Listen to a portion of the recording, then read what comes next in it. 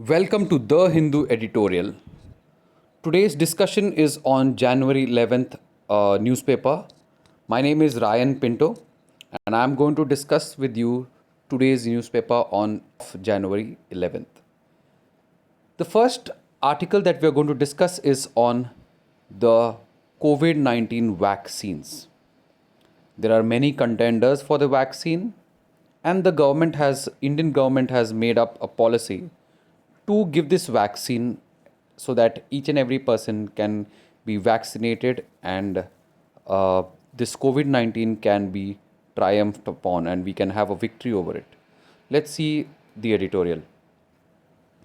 Gearing up. So the first editorial talks about gearing up. As India starts on vaccination, the government must bolster public trust in the process. So, first of all, you must remember the vaccination process is going to start, and the government of India, as we are going to see, the Prime Minister has announced a date that from January the 16th, we are going to have the vaccination drive. So it must so when before having the vaccination drive, you must remember the government of India must bolster public trust in the process. India now has a firm date to roll out biggest vaccination program in its history. Prime Minister Narendra Modi has said that from 16th of January, after the Makar Sankranti and Pongal festivities, doctors, nurses, sanitation workers who are part of the priority group would begin getting the vaccine. India has approved two vaccines in emergency use mode. Covishield by Serum Institute of India, Pune, and Covaxin by Bharat Biotech. So two vaccines have been approved. One is Covishield and one is Covaxin. Okay, so just remember Covishield is by Serum Institute and Covaxin is by Bharat Biotech. While it is still unclear who gets which vaccine, there are more doses of Covishield available at present than Covaxin, almost 5 to 1. And it could take a few months before 30 million prioritized get one of their doses. So you must just remember the government of India has given a date that from January 16th, the vaccination program will start, one of the biggest in India. And two vaccines, Covishield and Covaxin. Remember, Covishield, we have more more present than the Covaxin, that is 5:1. And 30 million, that is, you must remember, around 30 crore people will get their doses in the next few months.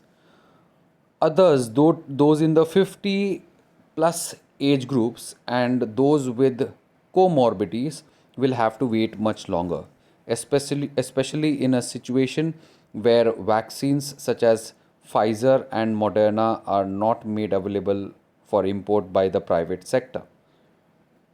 So, the earlier editorials we had seen that government had made a program or policy on the prioritization, who will get it first and who will get it later. So the first was the sanitation workers and nurses, doctors, etc. After that, the 50 plus comorbidity senior citizens. But the comorbidity and the senior citizens who are 50 plus will have to wait because of the issues in the imports of Pfizer and Moderna. The vaccination begins under a cloud. Covaxin belongs to a league of vaccine that has been approved without establishing its efficacy. So, Covaxin, which is by Bharat Biotech, is still the third phase of the trial is still has to be completed. But still we are going to use it. Namely, the extent to which vaccination protects from COVID-19. There have been differences among scientists, such as on the best testing strategy, treatment, extent of infection, but none more divisive than on approval of Covaxin. So there is a lot of differences on testing strategy, treatment, infection, and on approval of Covaxin. Several experts have made the case that declining rate of infections and low relative mortality meant that India was not in a state of emergency. So, what is the writer trying to say? When India is not in a state of emergency, why are we pushing these vaccines? We should have waited for the Covaxin trials to get over and then roll out these vaccines. They required it to approve an untested vaccine when much when more clarity would likely have to come by March. So that is what I just told you all, that there was no need of emergency. There was not much mortality rate. So Covaxin had not to be used in the vaccination program so early. Covaxin is best kept as a backup in the event of a sudden surge of cases till its efficacy data are available and acceptable. So, Covaxin can be kept as a backup in case of sudden increase of cases. The vaccine may eventually prove protective, and the adverse symptoms reported seen as part of the variety of the human body's response. There are 28,500 volunteers after all. However, a vaccine that evokes distrust is self defeating. With childhood immunization, India has proven that it has the infrastructural backbone to inoculate millions. So, you must have heard of the universal immunization program, where the children are given the vaccines for various diseases. So, we have one of the world's best infrastructure for free universal vaccine for the children. No doubt, COVID 19 vaccine is a much bigger challenge, but we have the infrastructure. So, we could have waited a little bit so that we can get proper results from the Covaxin. The dry runs to test the COVID management software. So, you must remember two vaccine, Covaxin, and then you have the Serum Institute's Covishield. So, these two, Covishield and Covaxin, you must remember. Covaxin is by Bharat Biotech. You must also remember there is a management software for such a huge vaccination program, that is called as Co-Win management software. So just remember this. Have reportedly given authorities valuable feedback on perfecting the prospective rollout. However, this could be undone if people do not turn up, and worse if vaccine hesitancy rises. So all this hard work can go waste if people don't turn up for the vaccination and hesitancy rises. The pandemic gave India an opportunity to examine its dispensation of healthcare. Along with improving access, the government must seriously examine the conduct of vaccine trials and work hard to bolster public trust and monitor the vaccination program process for adverse reactions. So, the government should have worked hard and must work hard for creating trust in the people, increase or make better the health infrastructure, and improve access to vaccine to the people. So this is what the government has to do. The next article talks about the Reserve Bank of India and its policies. Today, in the time of COVID 19, there has been a decline in the economic growth, and we are there on the negative economic growth. Plus, on the other hand, we have inflation which is rising. So, the RBI has got a challenge in hand, on one side to control inflation, on the other side to increase growth. Let's see what the RBI could do or should have done according to the writer. Planning an exit out of the easy money regime. So the RBI, to control the, or you can say to increase the growth of the economy, what did the RBI do? They started giving the reducing the repo and the reverse repo and making the loans easy and at low interest. Now what happens is, this has flooded the market with money, which leads to increase in inflation. So remember, when there is a lot of money in the market, inflation rises. Okay, so as you all have to remember, I'll give you an example. If there is 10 rupees in the market, per good will cost you 10 rupees. If there are 100 rupees, there is 100 rupees and demand is there, keeping the demand the same, then those goods will cost you 100 rupees. So that is how, in short, inflation works. Duvari Subbarao is a former governor of the Reserve Bank of India. So D. Subbarao, who has written this article, he was the former governor of the RBI. The RBI's main challenge would be in managing the tension between restraining inflation and supporting recovery. So on one side we have growth, on the other side you have inflation. So RBI has this two, you can say, strategies that they have to balance. One is reducing inflation, the second one is increasing growth. Reserve Bank of India earmarked on an extraordinary expansionary policy to manage the financial pressures unleashed by COVID-19. So what did RBI do? It embarked an extraordinary expansionary policy. It made money easily available to people. It filled the market with liquid, which, as I've told you, will increase the inflation. It slashed policy interest rates, flooded the market with unprecedented amount of liquidity, and instituted a slew of measures for targeted assistance to especially distressed sector. So the market today has got a lot of liquidity. And as I have told you earlier also, when liquidity increases in the market, the value of rupees or the value of money falls, the price of goods increase, keeping supply stable if the supply is the same. Must be a deliberative process. So now the problem with the RBI is to reverse this. Since there is inflation and economy is coming back, RBI should be able to reverse. Crisis management is a percentage game. When the house is on fire, central banks do what they think has best chance of dousing the flames, shedding their characteristic deliberation. So remember, crisis management is very, very important.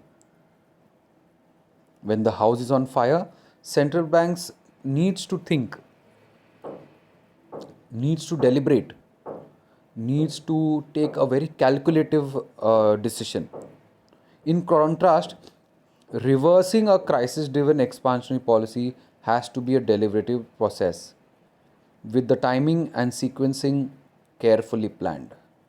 Indeed, one of the biggest lessons of global financial crisis is that any missteps on the exit path by way of commission, omission, or importantly, communication can be costly in the macroeconomic terms. Now, reversing the process, already a lot of liquidity is there. As I have told you, they need to deliberate, they need to consult, they need to think, they need to calculate, and any missteps can be costly to the economy. By far, biggest challenge will be to manage the tensions between inflation and recovery. This is a policy dilemma. Even the macroeconomic situation is benign. The pandemic shrouded in unusual uncertainty has made the dilemma sharper. Normally also this dilemma is there. One side you have growth, on the other side you have inflation. For growth we need to put more money in the market. For inflation you need to pull out the money in the market. So RBI is there having this dilemma. Consider the most recent monetary policy committee review in early December. Inflation remained above the RBI's target for the past several months, and according to the RBI's own estimate is expected to remain above the band for the next several months.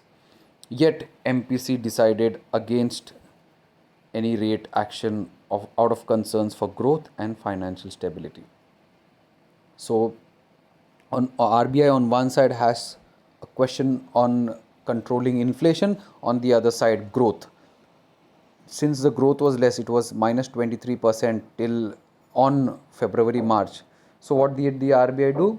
it pushed in the money in the market. But now the problem is there is a lot of inflation there in the market. The growth is coming back, economy is coming back. So the RBI must have thought, the RBI must have deliberated, taken a conscious step. RBI in its current policy did not do that. MPC expects inflation to soften on its own in the weeks ahead as supply chains disrupted by the lockdown normalize and the bumper winter crops come into the market. So why did the MPC did not take any decision? Because it expects that the inflation will soften on its own. Supply will increase, lockdown will be reduced or soften, winter crops will increase. So MPC is expecting the inflation to come down on its own. Inflation could be pressured upwards by several factors, even though there could be some softening purely because of the base effects. There is the risk that persistent high inflation expectation would result in food inflation getting more generalized. So on the other side, there can be high inflation because there is a mindset among the people that the food is going to become expensive in the recent future, and that is why the prices will be remaining high.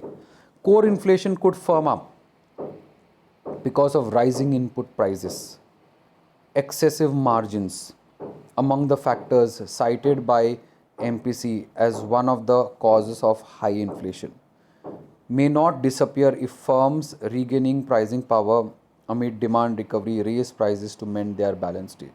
So inflation is still expected first high. Why? Number one, people will expect that the prices should increase. Number two, the firms are expecting excessive margins so that their balance sheet are remaining pre-COVID-19 numbers, are maintaining the pre-COVID-19 numbers.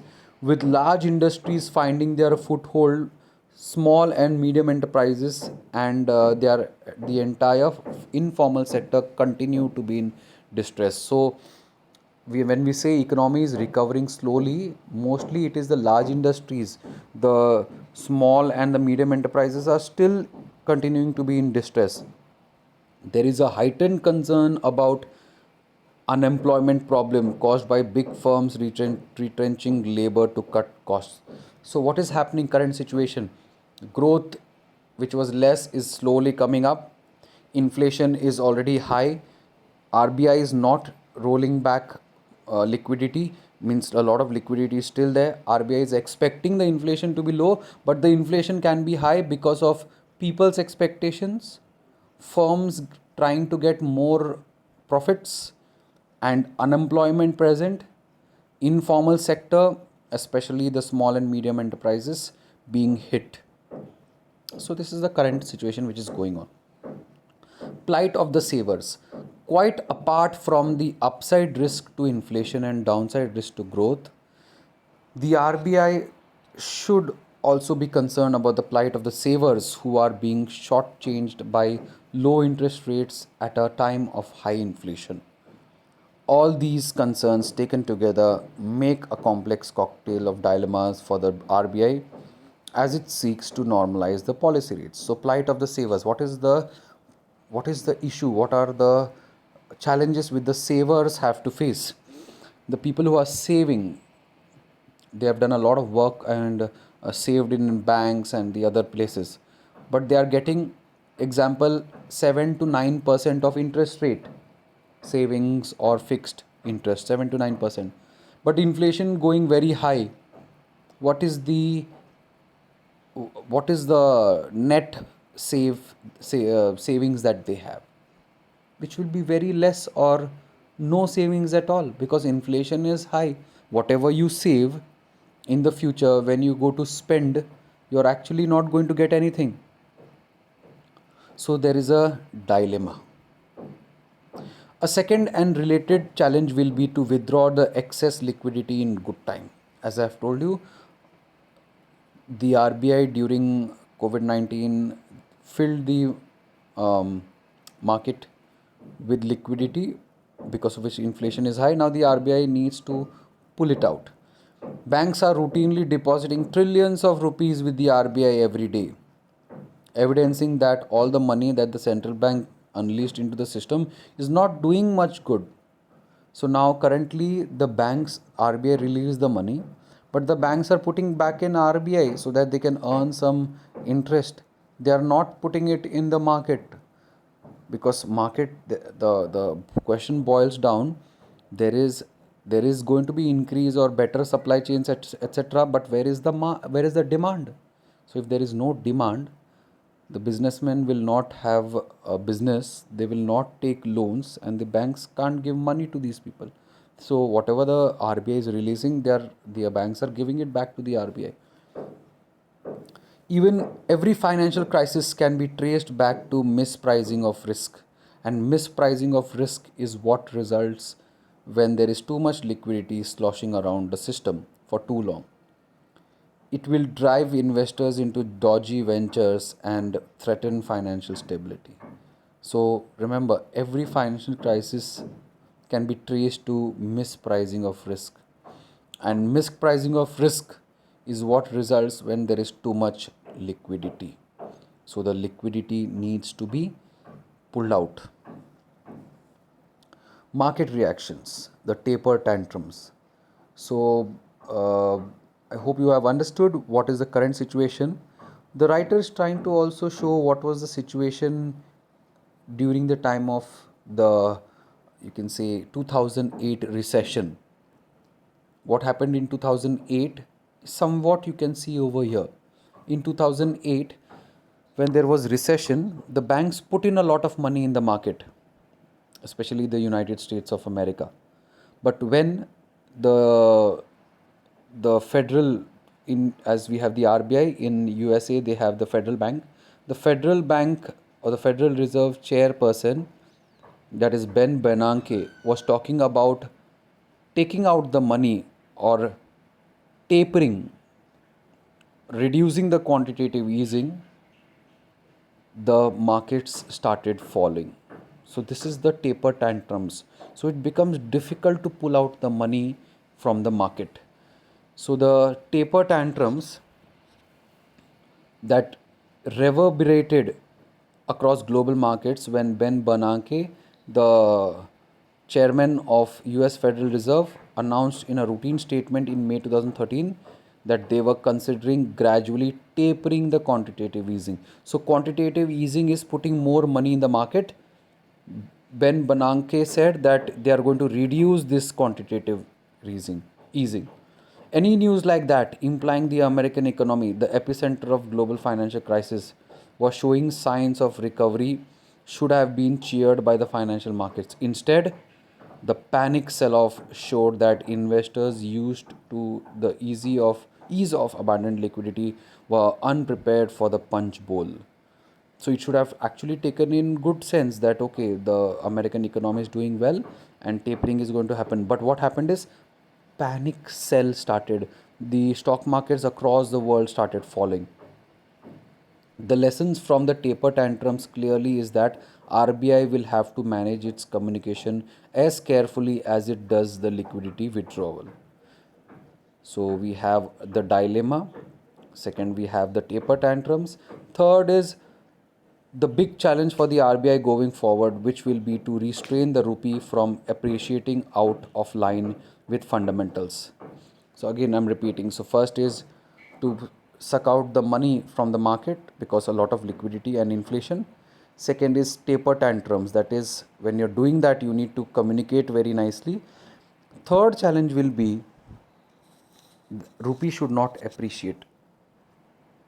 Okay, because when the rupee appreciates, our exports will be hit. Means when the rupee becomes strong, our goods becomes expensive and the exports will be hurt. Here the RBI is confronted with the classic case of impossible trinity. Thus, there is an impossible trinity of keeping the doors open for capital flows while maintaining a stable exchange rate and restraining inflation. So three things that cannot be going together. First is the capital flows, then you have a stable exchange rate, third is inflation.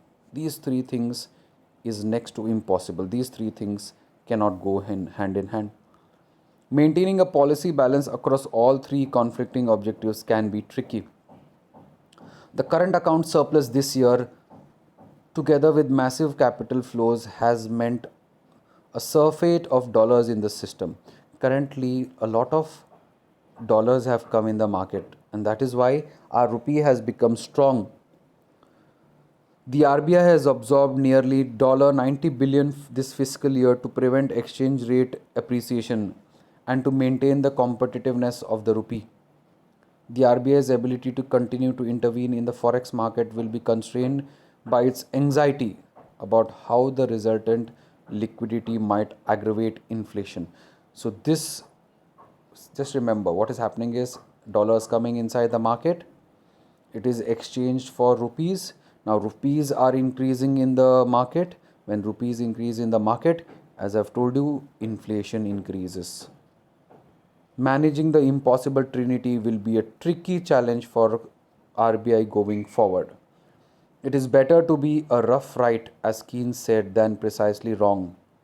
That should be guiding principle for RBI as it navigates its way out of the crisis driven easy money policy. So remember, currently a lot of liquidity is there in the market, inflation is high, economy is just returning to growth. Not all part of the economy, the small and informal sectors are still hurt, unemployment is still high, liquidity is high in number, outside money is coming in, investments are coming in, which is leading to more rupees in the market and inflation, and that is why it will be very tricky for the RBI to control the trinity, three important principles which can't be coming together. First is capital flows, second growth, and third one is inflation. So just remember this. So we have seen the second issues. First we saw about the Covaxin and Covishield. Second is on economy. Third, the very important on environment ecology is on the electric vehicles or the electric cars. So on the screen on the left hand side you have the electric car, which is going to be car of the future. We also know Tesla has started its office in Karnataka and it's going to start making these cars soon, and Indian customers will be getting the Tesla cars as soon as possible. It will be priced around 50 lakhs to 1 crore. On the other side we see the map of South America. You have Venezuela, Colombia, Ecuador, Peru, Brazil, Bolivia, Paraguay, Uruguay, Chile, Argentina. So these are the various important countries. Today's focus will be Peru, Chile, Bolivia, the triangle for the lithium. So when we do, we'll understand. So just remember Peru, Bolivia, Chile. The lithium, the front seat in electric mobility. The lithium and cobalt industry are likely to grow domestically to support the switch to electric vehicles. Now, to make batteries, lithium and cobalt is needed. The progression to electric vehicles is important for India because such vehicles are sustainable and profitable in the long term. Reducing dependence on crude oil will save the government money, reduce carbon emissions and build domestic energy independence. So in India, focus is going to be on electric vehicles. Why? So that we reduce our dependence on oil, save money, reduce carbon emissions and build domestic energy independence. So we need, that's the very national interest is also very important. So we are not dependent on the other countries. Besides being an economically and environmentally viable option, India's transition to electric vehicles will allow us to fine tune our infrastructure. So not only electric vehicles are economically and environmentally good, but it will help in building our infrastructure. This will also influence India's foreign policy, as our energy security dependence will shift from West Asia to Latin America. So it will help our foreign policy, it will help environment ecology, it will help our economy and our domestic energy independence. So foreign policy, how it will shift, the focus will shift from West Asia to Latin America. So we just saw Latin America, South America. India imported 228.6 million tons of crude oil worth $120 billion in 2018-19. So just imagine how much money we are using. $120 billion.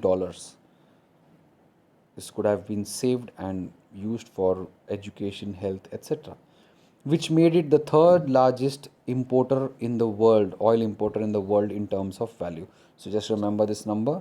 We are the third largest oil importer. Shift to electric vehicles.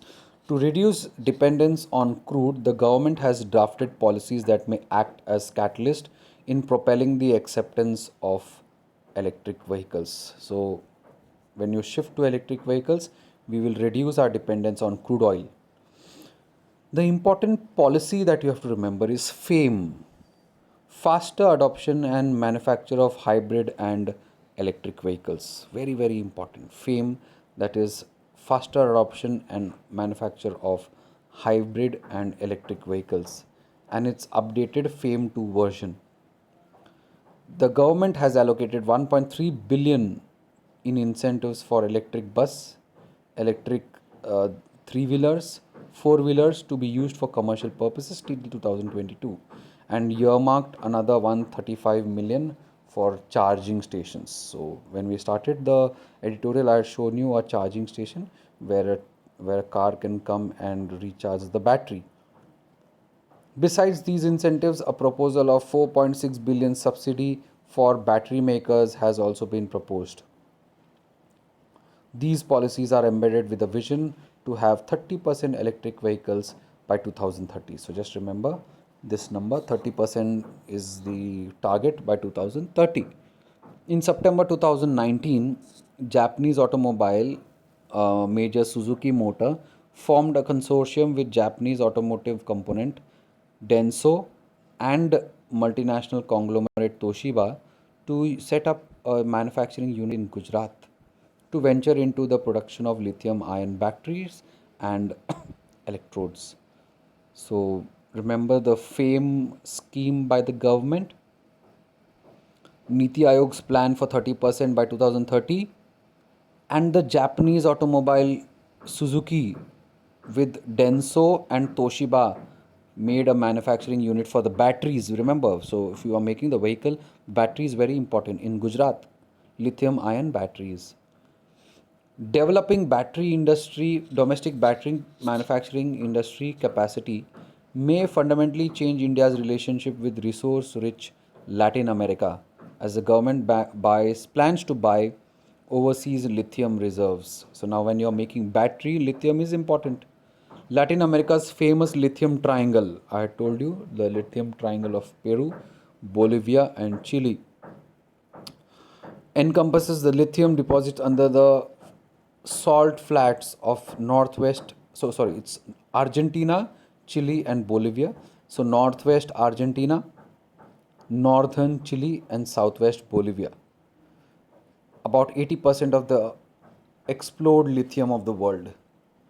In Latin America, most of the production comes from Argentina, Chile and Bolivia. So just remember, it's not Peru, it's Argentina, Chile and Bolivia.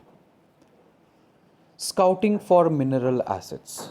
So we are seeing 30% in 2030. We are seeing making of the battery Suzuki, Denso, Toshiba. India's national aluminium company NALCO, Hindustan Copper Limited, Mineral Exploration Corporation Limited MECL, signed a joint venture agreement to form Khanij Bidesh India Limited. So remember Nalco, we have the Nalco, Hindustan HCL, MECL forming Khanij Bidesh India Limited to scout for strategic mineral assets like lithium and cobalt for commercial use and for supplying to domestic requirement for battery manufacturers. At present, India's lithium ion battery demand is fulfilled by imports from China, Vietnam, and Hong Kong. Today, we are getting lithium ion battery from China, Vietnam, Hong Kong. We can now start making our own battery by getting lithium from South America.